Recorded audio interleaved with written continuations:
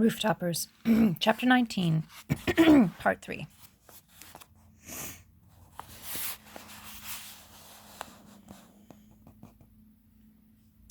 So Sophie's just gone to visit Matteo. They're on the rooftop, and she's brought him a big parcel that Charles has left for them, but she doesn't know what's in the parcel yet.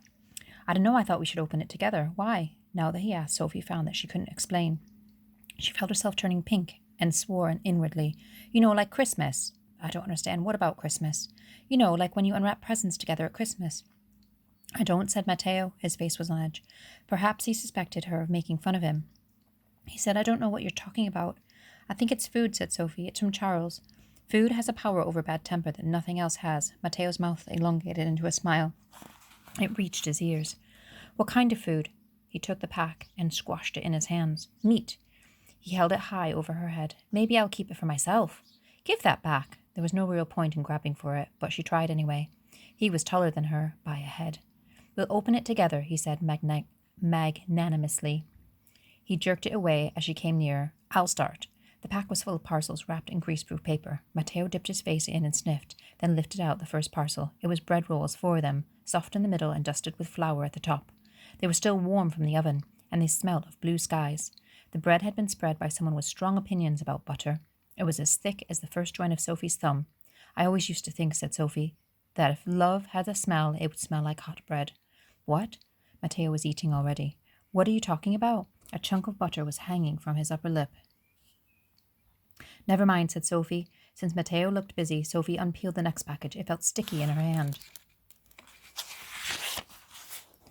Meat, said Matteo. He hadn't looked up from his 2 handfuls of bread roll, but it sounded gleefully certain. How do you know? The smell. Matteo was right. The package unfolded away from a hunk of brown meat cut into thick slabs.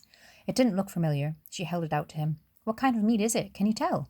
Matteo took the largest piece and nibbled a corner. No, I've never had it. It's good, though, and it's not pigeon or rat. That I do know. Sophie tried some. It tasted of smoke and salt. It was wonderful. Up here in the night air. It's venison, I think. I've never had it, but this is how I imagine it. Matteo's head was inside the pack. His hand came out. His fingers were wrapped around 2 glass bottles. And these? What's in these? Wine, maybe? The bottles were chilled and perspiring in the warm air. Sophie held one against her cheek. They looked like wine anyways. But Charles knows I don't like wine, except champagne with blackberries. Matteo shrugged. I've never had that. He sniffed one. Bubbles flew up his nose and he sneezed, cat-like. Sophie laughed. Lemonade, I think. At the bottom there was half a chocolate cake, still sweet and sticky in the middle, and a jam jar filled with cream, and a fat parcel wrapped in greaseproof paper and newspaper. Sausages, cried Matteo. They were as thick as Sophie's wrist. Sophie counted them. 22, she said. 11 each. Mon Dieu, said Matteo. He added something else in French. Sophie didn't know the word, but it sounded unrepeatable. Whoever your guardian is, I love him. I know I do too. Sophie grinned into the fire. How many other people, she thought, will give more sausages than you have fingers and toes? I think we should cook them all at once, she said. I think he meant us to. No, said Matteo. We should save some for later. But you don't have any ice, do you? If we don't cook them, they'll spoil. I'm starving. Go on, Matteo. A suppressed smile was twitching Matteo's left cheek. Sophie took that for a yes. And I could make tomato soup, she said. Do you know how to make tomato soup, said Matteo. Yes, lied Sophie. At least I'm sure I could work it out. The sausages had no fat or gristle in them. Sophie prodded them. How do we cook them? Do you have a pan? No, said Matteo, but I collect weather vanes. Sophie wondered if his English had gone awry. You collect weather vanes? Yes, I've got almost a dozen. Matteo reached into a sack behind him. He pulled out a handful of long metal spikes and dropped them at Sophie's feet. Most of them were fashioned to look like arrows. One, though, was the mast of a ship, and one a chicken. The weather vanes were polished and shone bronze and silver in the moonlight. Here, Matteo took 3 sausages and spiked them into the longest of the arrows. You do some. Where do you get them? Sophie asked. From rooftops, of course.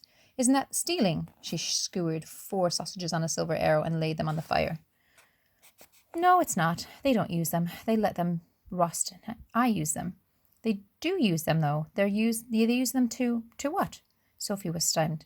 Well, to tell which way the wind is blowing, surely. If they are so stupid that they need a weather vane to tell them that, then they do not deserve weather vanes. But then nobody would have weather vanes, and there'd be none for you to steal. Fine not stealing. He spat on another metal spike and rubbed it on his shirt. Anyway, you want to know about the wind? Watch the trees, lick your finger and feel the wind. Pull out a hair and hold it over your head. The sausages were starting to ooze clear juice. Within minutes, the smell was quite fantastic. Sophie rinsed Matteo's largest pot with rainwater. The pot was shaped like a small cauldron made of brass, and it made an excellent booming sound when she tapped it with the jam jar. Do you have something to peel them? She asked. No, but don't peel tomatoes. You're thinking of oranges. I think you do if it's soup, she said doubtfully. Never mind, it should be all right. Shouldn't it? She tipped in all the tomatoes but bar 2. She just one to Matteo, and they ate them raw. I think we leave it to boil, she said. As an afterthought, she tipped in half a cup of rainwater. Over the next half hour, the tomatoes boiled down into a pulp. Their skins floated to the surface, and they fished them out. Sophie with a twig and Matteo with his fingers, and shared them with the dozen pigeons that had gathered round at the sight of crumbs. Can you pass the cream? Said Sophie. Don't use it all. Matteo took a quick sip from the jar before he handed it to her. I won't. She tipped in most of the jar, but left enough to drink with a chocolate cake. What else would you put in the soup? She thought. She said, Do you have salt? Of course I have salt. I'm a rooftopper. Sophie, not a savage. Matteo kept his salt in a scrubbed-out flower pot, twisted up in a blue square cloth. There was pepper, too, in a red square. Sophie recognized the cloth of his shorts from the first time they met. I don't much like pepper, said Sophie. I'll just put in the salt, if that's all right. You can put pepper in yours. Yes, you do like pepper. You just eat bad pepper in England, said Matteo. I know I've had some of the food the English leave behind. Add just a little. He took the pepper from her and cracked in between 2 scraps of slate and tipped it in. Trust me.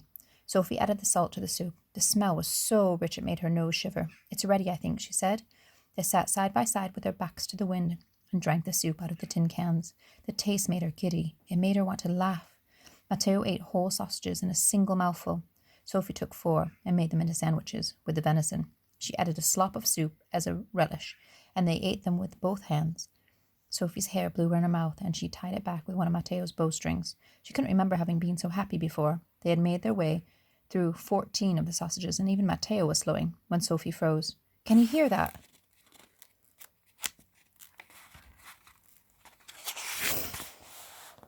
Hear what? Matteo spoke with his mouth full. It's just the wind.